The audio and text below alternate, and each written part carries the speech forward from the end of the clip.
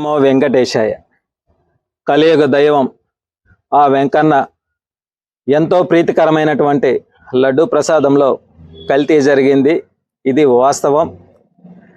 CBI SIT విచారణలో పామాయిల్తో పాటు వివిధ రకాల కెమికల్స్ని వినియోగించారు ఆ వాసన వచ్చే దానికోసం. ఇది వాస్తవం.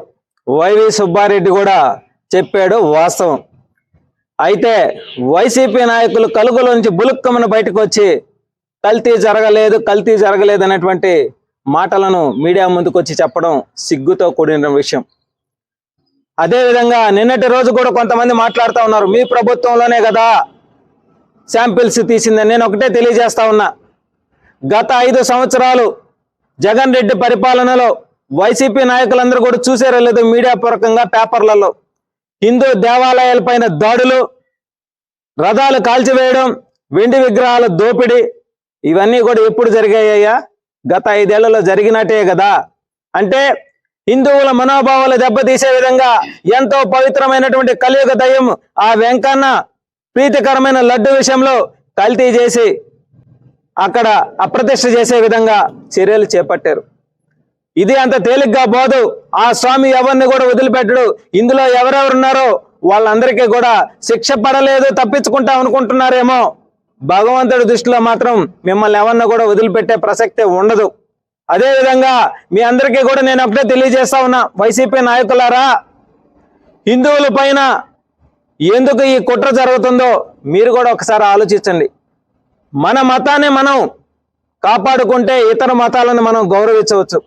ఈ విషయం మీకు అందరికీ తెలుసో లేదో. ఈ కలియుగంలో ఈ భూమండలంలో ఆ వెంకటేశ్వర స్వామితో పెట్టుకున్న వాళ్ళు ఎవరో కూడా భూమి మీద లేకుండా పోయేటువంటి పరిస్థితి. ఈ విషయం కూడా మీకు అర్థమైందో లేదో ఒకసారి వెనక్కి తిరిగి చూసుకోమని చెప్పి మనస్ఫూర్తిగా తెలియజేస్తా ఉన్నాం.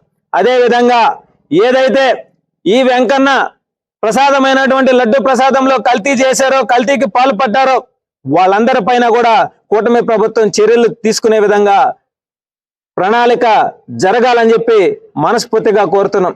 అదేవిధంగా ఈరోజు సర్వేపల్లి నియోజకవర్గంలో కూటమిలో భాగంగా ఏదైతే అవినీతికి పాల్పడినటువంటి ఆలీబాబా దొంగలో వీళ్ళే మీడియా సమావేశాలు పెడతారు, వీళ్ళే మాట్లాడతారు, వీళ్ళే కలవలేదంటారు, మళ్ళీ వీళ్ళే మీడియా ముందుకు వచ్చి కలిసింది, కాకపోతే అది కొవ్వు పదార్థాలు కాదు మొన్నటి రోజు చూస్తే. కాబట్టి రాష్ట్రంలో ఉన్నటువంటి ప్రతి ఒక్క ప్రజానికానికి చేతులు జోడించి నమస్కరించి ఒకటే తెలియజేస్తా ఉన్నాం, రాబోయే రోజుల్లో ఈ రాష్ట్రంలో వైసీపీ పార్టీ ఉండకుండా మనం చర్యలు చేపడితేనే మన సమాజాన్ని కాపాడుకున్న వాళ్ళం అవుతాం, మన పవిత్రతను మనం కాపాడుకున్న వాళ్ళం అవుతాం.